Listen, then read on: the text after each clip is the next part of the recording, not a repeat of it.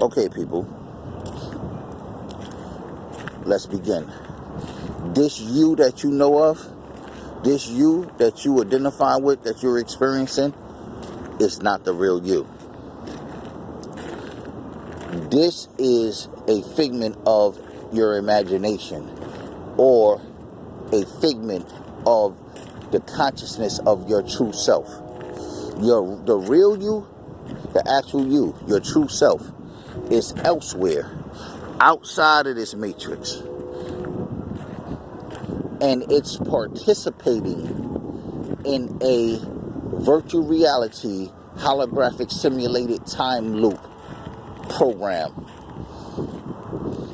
This thing that you call life, that most of us call life, is a simulation.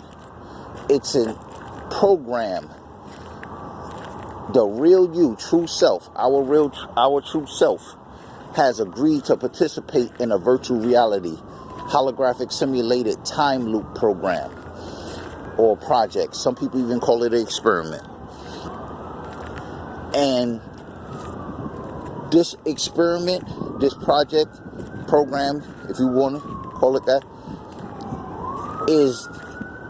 its theme is to see how consciousness affects reality.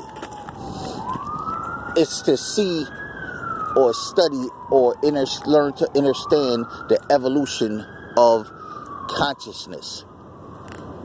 So we agreed to participate in this project. And the software or the device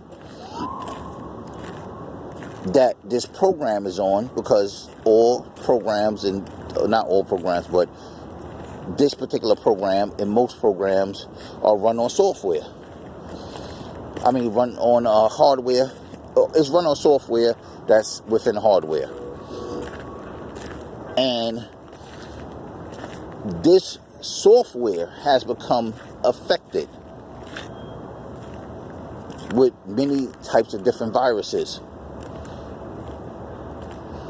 It's been hacked by individuals, but there's a general theme to the program. Again, let me start from the beginning. Life, this thing that we're calling life, that we're saying is, yo, I exist, I'm in life, is not real. It's us. True self, our real self, is somewhere else. Not somewhere else on this planet or somewhere else in this universe. This whole universe, this whole reality is not a reality. It's a virtual reality. Our conscious, we agreed to participate in a program. And this program, when you participate in it, it allows you to experience a virtual reality life, which we call life. And it's a holographic simulated time loop. It's an infinite maze of multiple lives after lives after lives after lives, or lives within lives within lives. And when I say lives, I don't talk about individual people. I'm talking about our life. We live over and over and over again in this program. The same way when you play a video game and your character or your avatar dies, then you get another chance, and then they die, you get another chance, and then it says, oh, you out of peak. Then you press start again, and the game starts again, and then you do it. It's the same way. This is a program. They keep starting it. Every time you so-called die, they start it again, and they give you another life, so you can keep playing and keep playing and keep playing. The thing is, they want to see how consciousness affects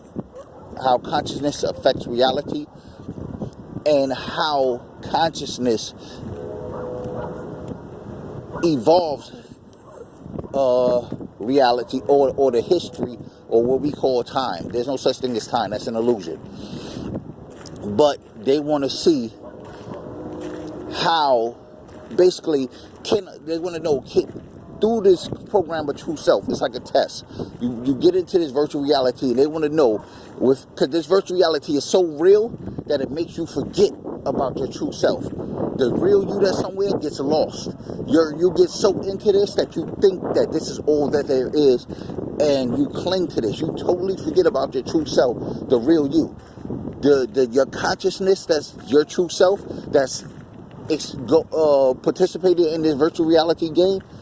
The game is so real, or the program is so real, that it has you thinking that this is really you. That's the I don't want to say the purpose of the game, because it's not the purpose. That's the intricacy of the game. You have to forget, because if you know that your true self is somewhere else, you won't do a lot of things in this life that you do. You won't cling to this life the way you do. You won't do a lot of things because you'll be like, oh, well, I can wake up. But because you think that this is all there is, it has you behave in a different way and think in a different way. And the people that's running the program, the people that's, if you want to call them scientists, the people that are studying the behavior of your true self and how its consciousness is reacting in this program, they designed this program a certain way. And within the design of this program, certain things like what they call the laws of physics and stuff, they put this stuff there to see how experiencing this virtual reality life that we're in, they want to see how certain stimuli, certain patterns and happenings and different things and conditions and climates and time, they want to see how it affects your consciousness and takes you out of tune or keeps you in tune. They want to see how you, the individual, can learn to master this virtual reality world. They want to see who can actually master this and wake up and realize that they're true self and snap out of this program. So basically, it's like I'm there. You will go to a hypnotist and agree to be put under hypnosis with the premise that you're testing yourself to see, while you're under hypnosis, can it work? 1, 2, how deep they could take you under. 3, can you snap out of it on your own? Not them to snap you out. You are saying that you can snap yourself out of the hypnosis. That's what this program is. This earth, now this program, this program that's running, is running just like you have a regular device. This earth is an actual device. There are things that are actual devices. Certain things in all part of our devices. And it's just like when you look at a tablet or a phone and you watch a video or a movie in your phone is an actual device. But within that device, you have software that's running and that's playing, and you're watching images that are not inside your phone, but they appear as if they're inside your phone. So we're on this actual earth, and our lives, this whole thing that you call humanity, is playing out like a movie on this device. The thing is, this device is damaged. Just like in your real life, you drop your phone a couple times, boom, it cracks, it messes up, boom, you knock a couple of things loose on the motherboard or whatever.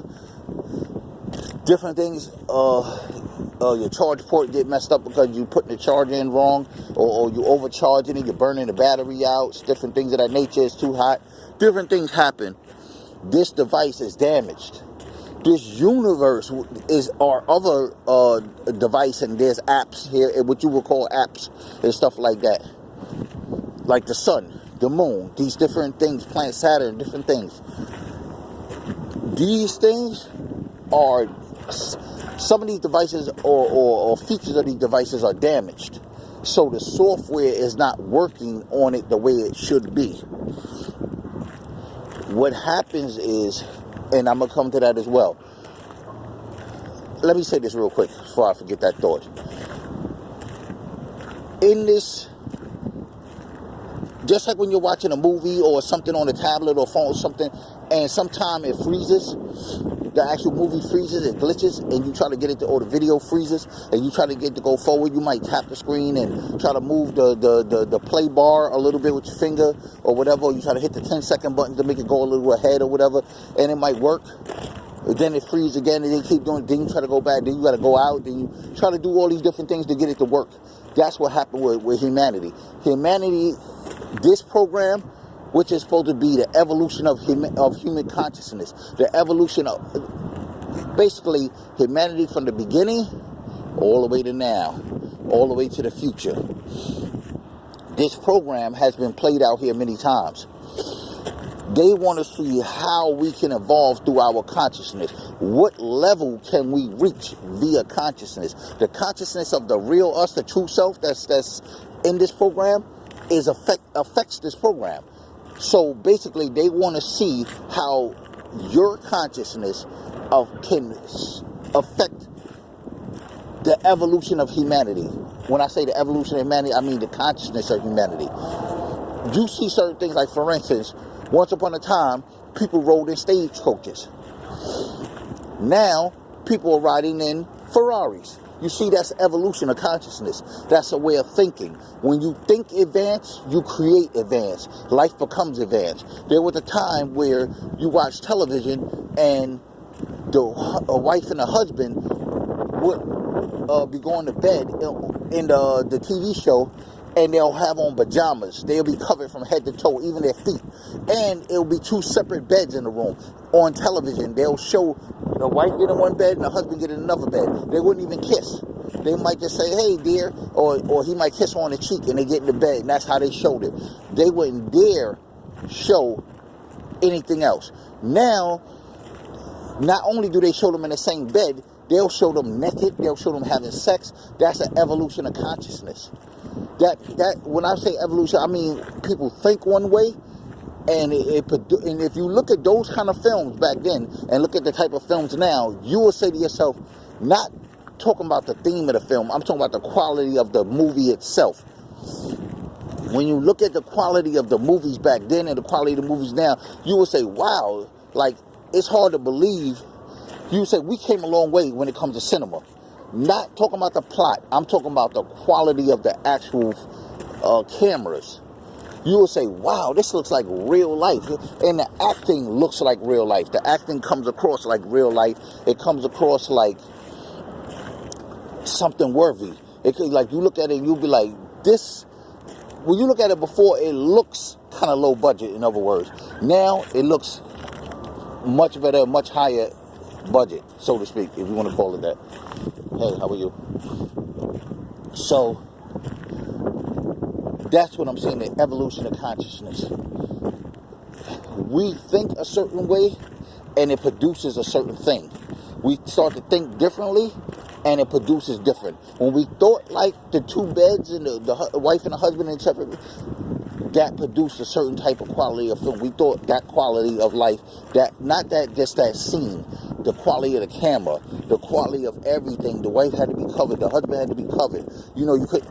Then it moved on and moved on. As consciousness evolves, it creates things that are more futuristic and realistic. That's what the experiment is about, to see how we can overcome.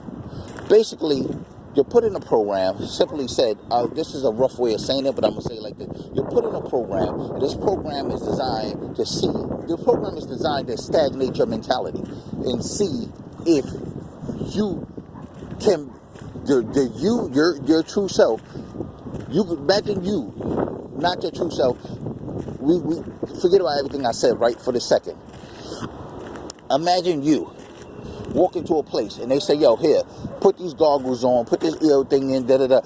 We're going to give you X amount of money. We want you to do this program. It's a virtual reality program. It's going to feel so real. You're going to think you're in here. You're going to think you're experiencing this and that, this and that, this and that.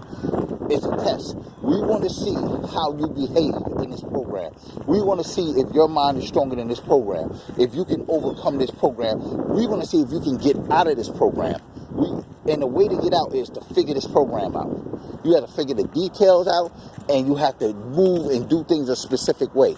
And you get in the program, and your mind is not strong enough. You get lost there, and you get trapped there, and they have to stop the program because you can't.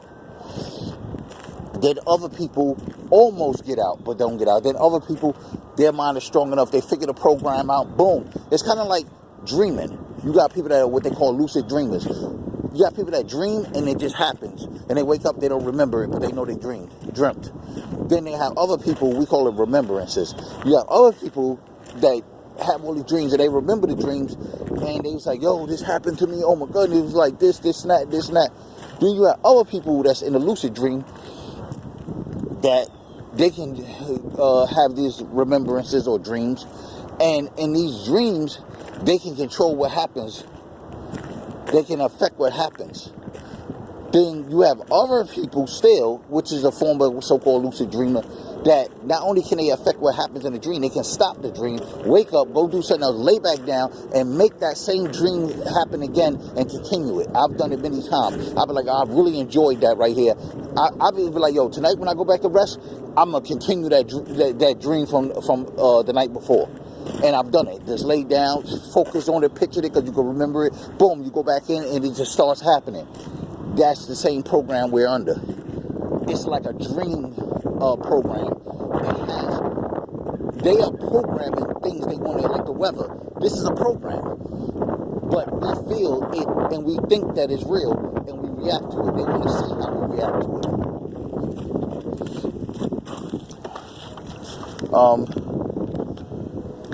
Hold on. Roof was about to blow away. Can't let this blow away. And so forth and so on. Now, the humanity has hit a glitch in the movie. And the movie of human consciousness is a glitch. And it's not going any further. One of the reasons why is because of sexuality. Humans right now, the human consciousness, not us physically, because physically that doesn't count. It's all about how we think. When we think different, we produce things different, and society becomes different. Right? There was a time when men only wore suits. You see men, I don't care what time of the day it was, they had a whole suit on with a hat. Handkerchief, whole thing. Tie, everything. That was how men dressed in general. It wasn't no special occasion. Now you see men only wear suits at special occasions. Now it's coming to the point where at special occasions people are not. People are going to weddings in regular clothes, funerals in regular clothes, church in regular clothes. That's evolution of consciousness. It's when you realize that it's just a program and you don't have to behave a specific way. You don't have to do that. Because there's no law that says you have to wear a suit to a wedding. There's no law. That's just a custom. Customs are just something that someone made up, and we decide to follow it.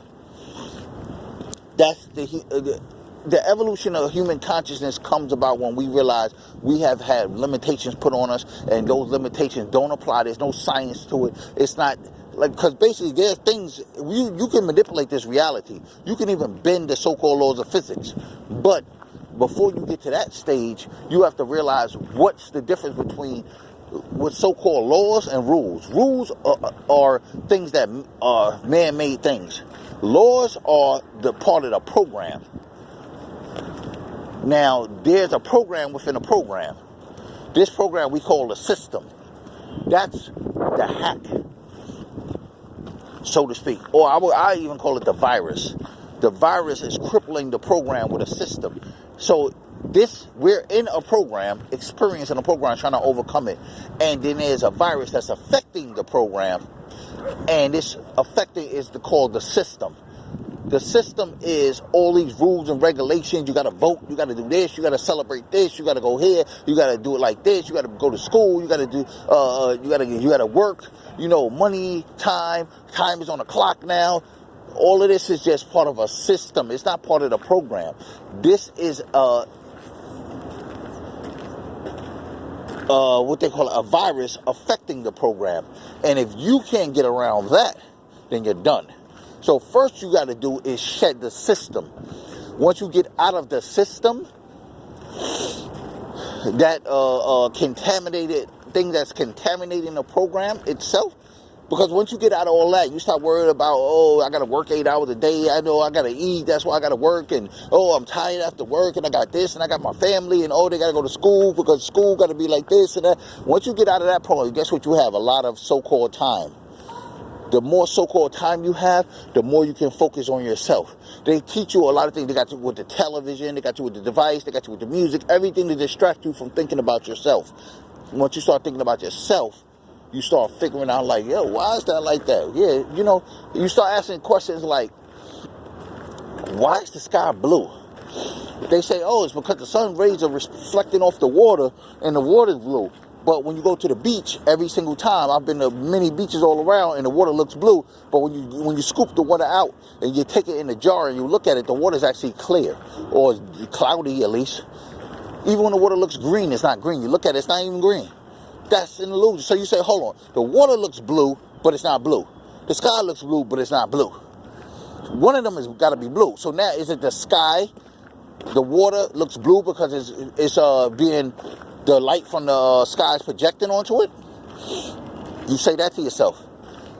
Then you start asking questions, and then things start unraveling, and then that's how you start to find out you're in a program. You start saying, if this is this, then why is that like that? And if this is how it is like this, then why is that like that? That's how you unravel that's how you escape the matrix. Not the system. The system is one thing. The program is another. First you escape the system, then you escape the program. Now, we're at a glitch in the timeline because human beings won't go further with their evolution of consciousness.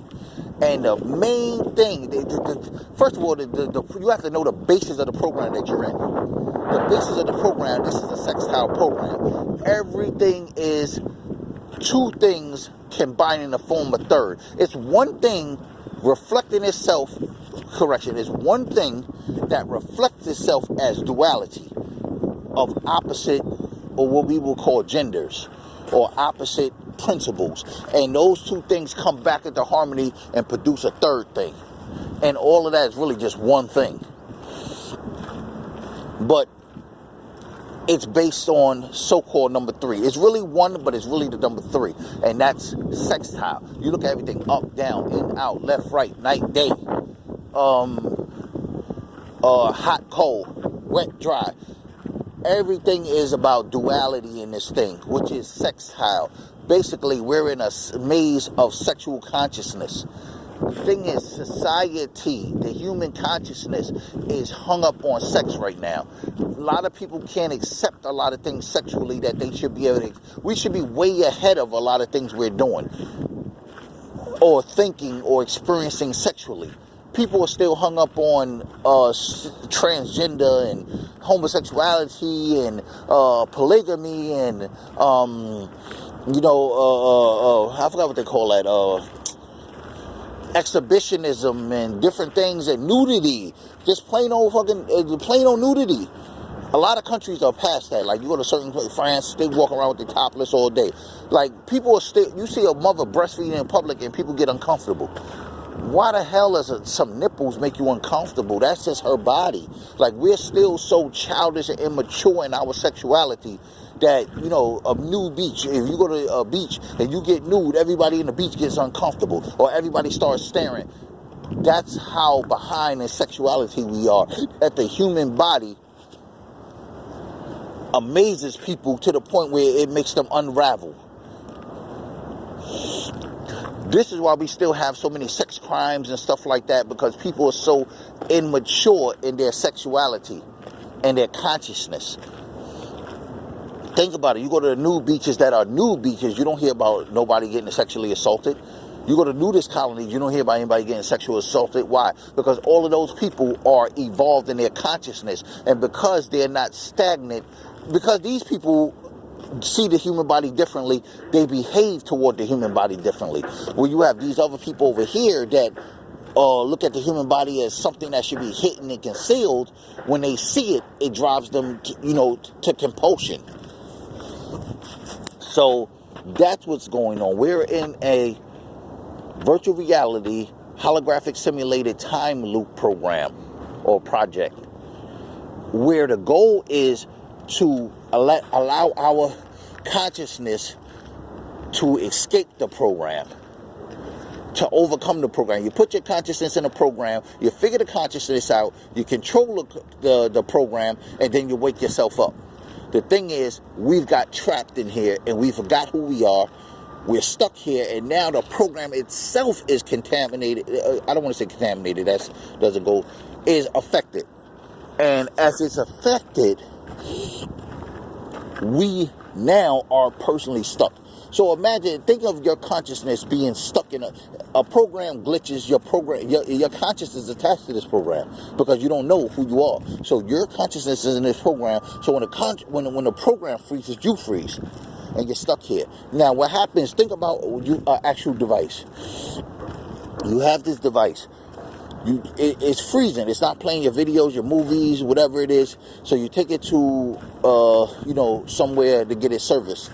And they look at it and they say, oh, this device is kind of banged up and cracked up. But you say, yo, it's not even the device. It's the software. We need that fixed. If they can't actually fix that software, now there's two problems. One, the device might be too damaged for the software to play. The damage on the device might be affecting the software. Or the device might be damaged, but it's still good, and the software just needs to be fixed. Sometimes you can fix the software by running a diagnostic to find out what happened, and you can fix it. Other times you can't. You just have to do a factory reset, and wipe everything out. This is what happened in what they call mass extinction events, where the earth just, boom, wiped out everything, and it started over. When they can't fix the evolution of consciousness, they do a factory reset. The people, because remember, you, true self, are trapped in this, not trapped, but you, true self, are participating in this project. But you're not, there are people who are running this project. They are the ones that's able to program and put things into it. Like, other words, like, let's just say hypothetically, this is the program. The program is there already. But the program can be, at any given time, it can be affected. So they can go into the program and type things and put things there that weren't previously there. They can add to it. They can change they can change it because this is their program. Now what happens is they see that the program is glitched. So what they did was they put antiviral software in the program to try to fix the program. We're at the Geek Squad stage now. They've put stuff here to try to fix it. The issue is the program, the antiviral program they put in here to fix it, are experiencing stuff as individuals. There's different things, but it's people. It's appearing as people. Just like we are appearing as people, it's appearing as people. These people are here trying to correct the glitch. It's trying to fix what the virus did. These people, such as myself, many others, and possibly some of you, are here to help humanity evolve in its consciousness. We are here to fix the glitch. If we can get humanity to stop being so immature about sexuality and realize that this whole universe is a sexology and that it's based on that premise and there's nothing shameful or confusing or gigglish about sex, and it's the most natural thing, and and we can get to understand what it is and how it is and what it's used for and the way to do it and so forth and so on, we can get this program back running. And it doesn't have to get that hard reset. If not, we're about to get a hard reset. If they can't fix this program, they're about to hard reset it and wipe everything out. It's going to be a mass extinction event again. And it's over the time factor, because you don't have forever. Nobody's gonna. We don't have forever as the software placed on this program to fix it. We don't have forever to do this. Just like when you take your stuff in to get fixed, you don't have to. If the Geek Squad put it in and they run it and it doesn't work, it doesn't work. They're not going to run it for 20 years. It's a time limit. We're on a time limit. That's why those of us that are the program that's been sit here, or the software that's been sit here to fix this, need to get on our job. We can't afford to play. We can't afford to be caught up in the system worrying about work and family functions and schools and volleyball and soccer and, you know, making quilted blankets and, you know, watching Netflix and Hulu and chill. And, you know, we can't afford to be worried about that because we have a job to do. And we don't have that much time, because as you can see, the planet, you keep seeing them say stuff about the planet. This is happening, that's happening, solar flares, this and that. The sun is about to, you know, do this and that. The planet is about to shift, and the poles is not right, and the glaciers are melting. And you could Google right now. You keep seeing it, all these eclipses and all this other stuff, and blood moons and stuff. It's revving up for the reset. If we can't fix this, it's going to reset. If you don't want to be wiped out, I mean, it doesn't really matter, because, like I said, this is not even real. We're just going to wake up and stuff like that. But if you don't want to fail, see, the thing is, our consciousness is here. We experience this as real. So when they factory reset it, our consciousness that's here until we wake up is going to experience the reset. Because just like we are right now, if you outside, you experience heat, you experience cold, you experience hitting your knee on something, you experience it as real, you'll experience the reset as real. That reset is going to hurt like a motherfucker. It's not even a game. I'm not telling you. Basically, what you're going to, the end of the world.